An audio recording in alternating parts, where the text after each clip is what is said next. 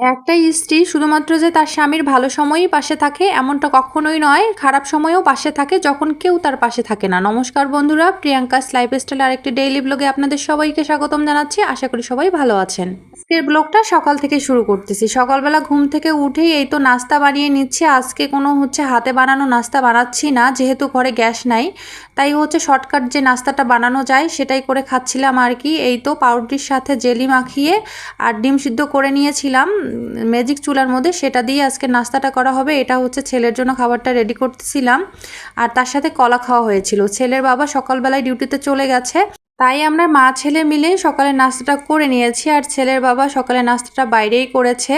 যাই হোক, তারপরে ছেলের বাবাকে ফোন দিয়েছিলাম যে গ্যাসের ব্যবস্থা করা যাবে কিনা, কিন্তু সে বলল যে সে নাকি ডিউটিতে আজকে খুবই ব্যস্ত, আজকে গ্যাস নিয়ে আসতে পারবে না, বিকেলের দিকে নিয়ে আসবে। কিন্তু এতক্ষণ থাকলে তো হবে না, দুপুরে তো রান্নাবান্না করে খেতেই হবে। তাই ভাবলাম যে ম্যাজিকেই রান্নাটা বসিয়ে দেই। আর আমার কাছে কেন জানি না ম্যাজিকে রান্না হতে একটু টাইম লাগে, তার জন্য ভাবলাম যে তাড়াতাড়ি করে রান্নাটা করে নেই। আর শর্টকাট যে রান্নাটা করা যায়, আর একবেলা শর্টকাট রান্না খেলে তেমন কিছু একটা হবে না। আজকে পুঁই শাক, মসুর ডাল আর আলু একসাথে রান্না করব। এভাবে অবশ্যই এর আগে রান্না করে খাওয়া হয়নি। আমি প্রথম এটা রান্না করতেছি, ভাবতেছিলাম কেমন লাগবে। আমি অনেকেই দেখেছি এভাবে হাতে মেখে পুঁই শাক আর মসুর ডালের তরকারিটা রান্না করতে, আর খেতেও নাকি অনেক বেশি মজা হয়। যাই হোক, আমি মেখে নিয়েছি পুঁই শাক আর মসুর ডালটায়, একটু আলুও দিয়ে দিয়েছিলাম। তারপর এই তো সেদ্ধ বসিয়ে দিয়েছি। এখন বাগার দিয়ে নেব। আর এভাবে বাগার দিলেও নাকি খেতে বেশি মজা হয়। এখন আমি এখানে পেঁয়াজ কুচি দিয়ে দিয়েছি, আর একটা তেজপাতা আর শুকনো লঙ্কাও দিয়ে দিয়েছিলাম। তারপরে এখানে পাঁচফোড়ন দিয়ে আরেকটু ভেজে নিচ্ছি। সুন্দর যখন একটা ফ্লেভার আসবে তখনই আমি সেদ্ধ করে রাখা ডালটা দিয়ে দেবো এখানে। আর সত্যি বলতে এই তরকারিটা খেতে অনেক বেশি মজা হয়েছিল। আমি যতটা ভাবিনি তার থেকেও বেশি মজা হয়েছিল। আপনারা এই তরকারিটা কখনো করে খেয়েছেন কিনা অবশ্যই কমেন্টস করে জানাবেন, এবং খেতে কেমন হয়েছিল তাও জানাবেন। যাই হোক, এই তো আমার তরকারিটা হয়ে গেছে প্রায়, আমি একটু বলক তুলেই নামিয়ে নেব। আর তারপরে আমি এখানে কয়েকটা পটল আর করলা ফালি ফালি করে কেটে নিয়েছিলাম, এটা ভেজে নিচ্ছি। করলার আর পটল একসাথে ভাজার কারণে করলাগুলো আগে ভাজা হয়ে গেছে, তাই এগুলো আগে নামিয়ে নিচ্ছি। আর পটলগুলো আরও কিছুক্ষণ ভেজে নেব। ওই যে প্রথম দিকে একটা কথা বলেছিলাম, এখনও অনেক লোকেরই ধারণা স্ত্রীরা শুধুমাত্র স্বামীর ভালো অবস্থান আর টাকা পয়সাকেই ভালোবাসে। আমার তো মনে হয় এটা কখনোই নয়। খোঁজ নিলে দেখা যাবে যে স্ত্রীরা শুধুমাত্র যে ভালো সুসময়েই যে পাশে থাকে এমনটা কখনোই নয়।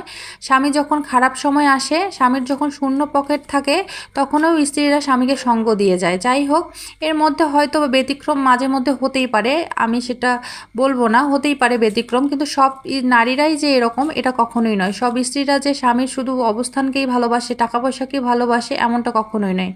যাই হোক, কথা বলতে বলতে আমার পটল ভাজিটাও হয়ে গেছে। এখন আমি একটা ডিম ভেজে নেব। এর মাঝখানে ভাতটাও রান্না করে নিয়েছি। এখন ছেলেকে স্নান করিয়ে তারপর খাইয়ে দেব। ছেলের বাবা আস্তে আস্তে যেহেতু দেরি হয়ে যাবে, তাই ও দেরিতেই খাবে। আমরা মা ছেলে মিলে দুপুরের খাবারটা আবার খেয়ে নেব। ছেলের বাবা একা একাই খাবে।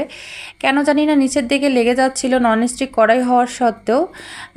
আমি এই তো ডিমটা ভালো করে ভাজতে চাইছিলাম, কিন্তু ডিমটা ভেঙে ভেঙে গেছিলো। এখানে 2টা ডিম আমি গুলিয়ে নিয়েছিলাম, 2টা ডিম থেকে আমাদের 3 জনের হয়ে যেত, কিন্তু ডিমটা আসলে ভালোভাবে ভাজা হয়নি, উল্টাতে পারিনি ভালোভাবে।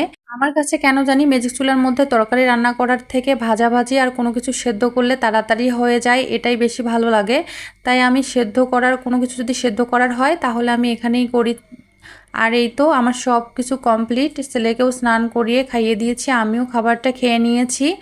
আর গতকালকে আমি ধনিয়া ধুয়ে শুকাতে দিয়েছিলাম, সেটাই এখন গুঁড়ো করে নিয়েছি। গুঁড়ো করে নেওয়ার পরে এই তো পটের মধ্যে ভরিয়ে রাখতেছি, যতটুকু লাগবে ততটুকু নিচ্ছি, আর বাকিটুকু অন্য পটের মধ্যে ভরিয়ে রাখবো। এই ছিল আজকের ভিডিও। সবাই ভালো থাকবেন, সুস্থ থাকবেন। ধন্যবাদ সবাইকে।